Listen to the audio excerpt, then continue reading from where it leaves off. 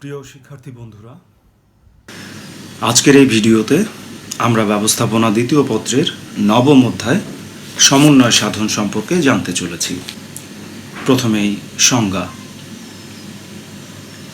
প্রতিষ্ঠানের লক্ষ্য বা উদ্দেশ্য অর্জনের জন্য সকল ব্যক্তি, বিভাগ, উপবিভাগের কাজকে সুসংবদ্ধকরণ এবং সুশৃঙ্খলভাবে সম্পাদনের প্রক্রিয়াকেই সমন্বয় সাধন বলে।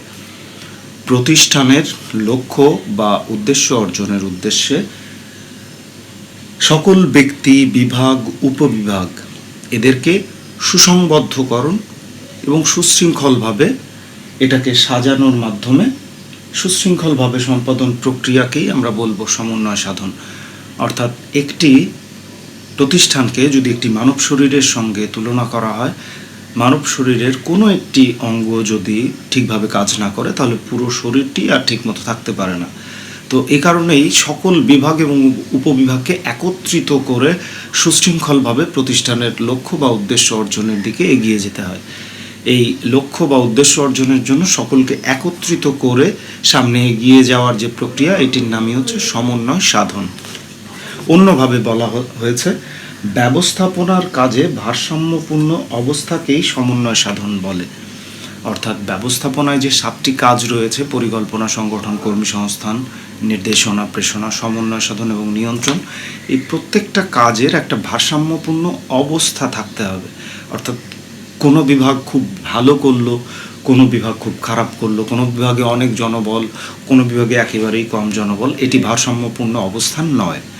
সুতরাং প্রতিষ্ঠানকে ভালো জায়গায় নিয়ে যেতে হলে প্রতিষ্ঠানের একটি ভারসাম্যপূর্ণ অবস্থান দরকার, যেখানে সব বিভাগ, উপবিভাগ সবাই একটি ভারসাম্যপূর্ণ অবস্থা বজায় রাখবে এবং প্রতিষ্ঠানকে সঠিকভাবে পরিচালনা করতে পারবে। তো এই ভারসাম্যপূর্ণ অবস্থান তৈরি করার নামই সমন্বয় সাধন। এখান থেকে আমরা যে মূলত সৃজনশীল প্রশ্নটি পড়তে যাচ্ছি সেটি হচ্ছে উত্তম সমন্বয়ের বৈশিষ্ট্য বা পূর্ব শর্ত। সবচেয়ে সুন্দরভাবে সমন্বয় সাধন করতে গেলে কি কি বৈশিষ্ট্য থাকতে হয়? প্রথমত আমরা দেখছি সম্মিলিত লক্ষ্য, অর্থাৎ প্রতিষ্ঠানের সকলের লক্ষ্য বা উদ্দেশ্য যেন এক হয়, সবাই যেন একটি নির্দিষ্ট লক্ষ্যকে টার্গেট করে একটি নির্দিষ্ট লক্ষ্যকে জেনে সেই অনুযায়ী কাজ করতে পারে। সো উত্তম সমন্বয় করতে গেলে সবাইকে সম্মিলিতভাবে একটি লক্ষ্য সম্পর্কে আগেভাগেই জানতে হবে। 2 নাম্বার হচ্ছে সংঘবদ্ধ পরিকল্পনা, অর্থাৎ যখন পরিকল্পনা করা হবে তখন যেন পরিকল্পনাটি আলাদা আলাদা ডিপার্টমেন্টকে নিয়ে, আলাদা আলাদা ব্যক্তিকে নিয়ে না করে বরং সকল বিভাগ এবং সকল ব্যক্তিকে একত্রিত করে একটি সমন্বিত বা সংঘবদ্ধ পরিকল্পনা তৈরি করা হয়। এটিও সমন্বয়ের একটি উত্তম বৈশিষ্ট্য। এরপরে রয়েছে সুষ্ঠু যোগাযোগ স্থাপন। সমন্বয়ের আরেকটি পূর্ব শর্ত বা বৈশিষ্ট্য হচ্ছে উত্তম যোগাযোগ, অর্থাৎ প্রত্যেক বিভাগ, উপবিভাগ বা ব্যক্তির সঙ্গে যদি উত্তম রূপে যোগাযোগ স্থাপন না করা যায় তাহলে সমন্বয় সাধন করা যায় না। এই জন্য সমন্বয়ের স্বার্থে সকলের সঙ্গে প্রয়োজন মাফিক এবং যথাযথ পরিমাণে যোগাযোগ, নির্দিষ্ট সময় মাফিক যোগাযোগ যেন করা যায় এই ব্যবস্থা রাখতে হবে, তাহলে সমন্বয় সঠিকভাবে করা যাবে। এরপরে রয়েছে যথাযথ সময় নির্ধারণ, অর্থাৎ কোন কাজের জন্য কোন সময়টি এটি পূর্বেই নির্ধারণ করতে হবে, যাতে সকল বিভাগ এবং ব্যক্তি একটি নির্দিষ্ট সময় সম্পর্কে জানেন ওই নির্দিষ্ট সময়ে ওই কাজটি সম্পন্ন হতে চলেছে এবং ওই কাজের সঙ্গে সংশ্লিষ্ট যে ব্যক্তি বা যে প্রতিষ্ঠান রয়েছে তারা যেন ওই নির্দিষ্ট সময়ে এক জায়গায় উপস্থিত হতে পারে। তো এ কারণেই প্রত্যেকটা কাজের সময় নির্ধারণ করা উত্তম সমন্বয়ের জন্য অত্যন্ত জরুরি। এরপরে রয়েছে কার্যকর তদারকি। আমাদের শুধু পরিকল্পনা করলেই হবে না কোন কাজ কোন সময়ে হবে, বরং সেই কাজ সেই সময়ে হচ্ছে কিনা সেটি দেখার জন্য ব্যবস্থা রাখতে হবে। সেটি হচ্ছে উত্তম তদারকির ব্যবস্থা বা কার্যকর তদারকির ব্যবস্থা। সুতরাং কার্যকর তদারকি বা উত্তম তদারকি না থাকলে সমন্বয় সঠিকভাবে হয় না। এরপরে রয়েছে স্বতঃস্ফূর্ত প্রণোদনা, অর্থাৎ সমন্বয় সাধনের সঙ্গে ব্যবস্থাপনা কাজের সঙ্গে মূলত যে ব্যক্তিবর্গ জড়িত আছেন তারা সকলেই স্বতঃস্ফূর্তভাবে কাজ করার চেষ্টা করবেন। এখানে কাউকে জোর করে উৎসাহিত করার কোনো সুযোগ নেই, সবাই স্বতঃস্ফূর্তভাবে কাজ করার মধ্য দিয়ে সমন্বয়টা যথার্থভাবে করা সম্ভব। এরপর রয়েছে দলীয় শৃঙ্খলা। আমরা জানি দলীয়ভাবে কোনো কাজ করতে গেলে, একত্রে কোনো কাজ করতে গেলে অবশ্যই একটি শৃঙ্খলা বা নিয়ম মেনে চলতে হয়, সেটি হচ্ছে দলীয় শৃঙ্খলার নীতি। এই শৃঙ্খলা অর্থাৎ যিনি হচ্ছেন প্রধান, যিনি ঊর্ধ্বতন, তার যে কোনো নির্দেশনা, আদেশ সকলকে সমানভাবে মেনে চলতে হবে, সেটি হচ্ছে দলীয় শৃঙ্খলার একটি অন্যতম পূর্বশর্ত। তো উত্তম সমন্বয় হতে গেলে অবশ্যই দলীয় শৃঙ্খলা মেনে চলতে হবে সবাইকে। এরপর রয়েছে সম্মিলিত প্রয়াস। আমরা জানি সকলে একত্রে কাজ করলে তাহলেই কোনো সফলতা সম্ভব, তাহলেই উদ্দেশ্য অর্জন করা সম্ভব প্রতিষ্ঠানের। এ কারণেই আমরা বলবো উত্তম সমন্বয় করতে গেলে সকলে সম্মিলিতভাবে প্রয়াস বা চেষ্টা করলেই সেটি সম্ভব হবে। মোটামুটি এই হলো উত্তম সমন্বয়ের পূর্বশর্ত বা বৈশিষ্ট্য। এরপরে আমরা জানতে চলেছি সমন্বয় সাধনের কিছু নীতিমালা, অর্থাৎ সমন্বয় করতে গেলে কিছু নীতির অধীনে থাকতে হবে। আমরা জানি ব্যবস্থাপনায় এরকম অসংখ্য নীতিমালা রয়েছে, যে নীতিমালাগুলো পালন করলেই সঠিকভাবে কাজগুলো করা সম্ভব হয়। তেমনি সমন্বয় সাধনের জন্য কিছু নীতিমালা রয়েছে। নীতিমালাগুলো আমরা বলছি। প্রথমেই হচ্ছে উদ্দেশ্যের ঐক্য, অর্থাৎ প্রতিষ্ঠানকে একটি নির্দিষ্ট লক্ষ্য বা উদ্দেশ্য ঠিক করে সেই অনুযায়ী কাজ করতে হবে। উদ্দেশ্যের ঐক্য বলতে বোঝায় পূর্ববর্তী উদ্দেশ্য এবং পরবর্তী উদ্দেশ্য যেন আলাদা কিছু না হয়ে যায়।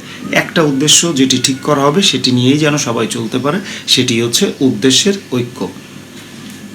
এরপরে হচ্ছে আদেশের ঐক্য। এখানে বলা হয়েছে দুইজন ঊর্ধ্বতন কর্মকর্তা একই সময়ে একজন অধস্তনকে আদেশ বা নির্দেশ প্রদান করতে পারবেন না, তাহলে অধস্তনের পক্ষে সেই আদেশ বা নির্দেশ পালন করা সম্ভব হবে না। সুতরাং সঠিকভাবে কাজ করতে গেলে একটি নির্দিষ্ট সময়ে একজন ঊর্ধ্বতন কর্মকর্তা একজন অধস্তনকেই নির্দেশ বা আদেশ প্রদান করবেন। দুইজন ঊর্ধ্বতন কর্মকর্তা একই সময়ে একজন অধস্তনকে আদেশ বা নির্দেশ প্রদান করবেন না। এরপরে হচ্ছে দলীয় সমঝোতা।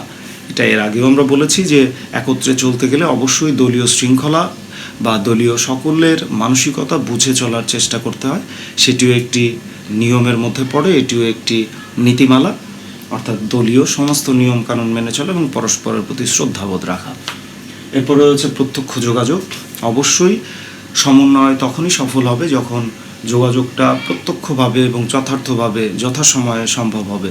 দূর থেকে পরিকল্পনা করে যদি সেটি যথার্থ তদারকি আওতায় না নিয়ে আসা হয়, তাহলে দেখা যাবে পরিকল্পনা অনুযায়ী সকল কাজ হচ্ছে না বা সমন্বয় সাধন করা যাচ্ছে না। এরপরে হচ্ছে ভারসাম্যের নীতি। এই নীতিতে বলা আছে যে প্রতিষ্ঠানের প্রত্যেকটা বিভাগ এবং উপবিভাগে প্রয়োজনীয় সংখ্যক কর্মী, প্রয়োজনীয় সংখ্যক ক্ষমতায়ন, প্রয়োজনীয় সংখ্যক সমস্ত কিছুর ব্যবস্থা করতে হবে। অর্থাৎ ক্রয় বিভাগের কাজের জন্য যদি 15 জন লাগে তাহলে 15 জন, যদি বিক্রয় বিভাগের কাজের জন্য 20 জন লাগে তাহলে 20 জন। এটিই হচ্ছে ভারসাম্য। কিন্তু এমন যেন না হয় ক্রয় বিভাগের লোকজন বসে আছে, বিক্রয় বিভাগের লোকজন কাজ করতে করতে মরে যাচ্ছে। এটি হলে ভারসাম্যটা ভেঙে যাবে। এই জন্য যেখানে যতটুকু প্রয়োজন সকলের সমান কাজ করার স্বার্থে, সকলকে সমান সুযোগ দেওয়ার স্বার্থে যেটুকু করা প্রয়োজন, যা করা প্রয়োজন, সেই নীতিটি হচ্ছে ভারসাম্যপূর্ণতার নীতি।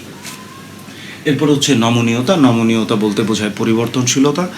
আমরা জানি যে সমন্বয় সাধন করতে গেলে অনেক সময় পূর্ববর্তী প্ল্যান, পরিকল্পনা অনেক সময় বাতিল করে নতুন কোনো পরিকল্পনা, নতুন কোনো কাজ সংযুক্ত করতে হয়। সুতরাং সঠিকভাবে ব্যবস্থাপনা হতে গেলে সমন্বয় সাধনের ক্ষেত্রে নমনীয়তা রাখতে হবে, অর্থাৎ যে কোনো মুহূর্তে যেন পরিবর্তন আসতে চাইলে আমরা আনতে পারি। এরপর রয়েছে সময়ানুবর্তিতা, অর্থাৎ প্রত্যেকটা সময়ের কাজ নির্দিষ্ট করে ওই নির্দিষ্ট সময়ের মধ্যেই ওই কাজটি সম্পন্ন করার নামই হচ্ছে সময়ানুবর্তিতা। সমন্বয় সাধন করতে গেলে অবশ্যই সময়ানুবর্তিতার প্রয়োজন রয়েছে। এরপরে রয়েছে আনুষ্ঠানিকতা। অবশ্যই সমন্বয় সাধন করতে গেলে প্রতিষ্ঠানের নিয়ম শৃঙ্খলা মেনে আনুষ্ঠানিকভাবেই সেটি করতে হবে। এখানে কোনো ব্যক্তিক সম্পর্কের জায়গা তৈরি করার কোনো সুযোগ নেই বা সেই অনুযায়ী চললে সমন্বয় সাধন হবে না।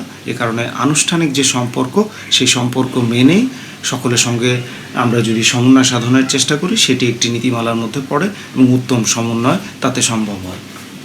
এরপর রয়েছে উত্তম তত্ত্বাবধান। এর আগেও বলেছি যে তত্ত্বাবধান বা তদারকি ছাড়া সঠিক কাজ করা যায় না, অনেক সময় পরিকল্পনা করেও সেটি করা যায় না। সুতরাং উত্তম তত্ত্বাবধান অবশ্যই সমন্বয় সাধনের জন্য প্রয়োজন। আর শেষটা হচ্ছে নিরবিচ্ছিন্নতা। আমরা জানি ব্যবস্থাপনার কাজ কখনোই শেষ হয় না, এটা একবার নিয়ন্ত্রণের মধ্য দিয়ে শেষ হওয়ার পরে পুনরায় পরিকল্পনার মধ্য দিয়ে সেটি আবার শুরু হয়। সুতরাং সমন্বয়ের কাজও কখনো শেষ হয় না, সমন্বয়ের কাজও একের পর এক চলতেই থাকে। এই পরপর চলতে থাকা একের পর এক কাজগুলো চলতে থাকার নামই নিরবিচ্ছিন্নতার নীতি।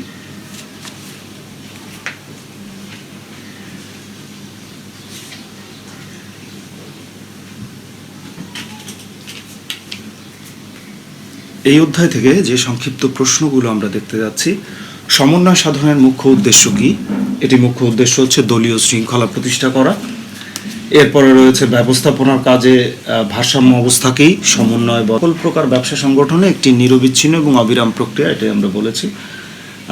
আদর্শ সমন্বয় আদেশের ঐক্যের উপরেও নির্ভর করে।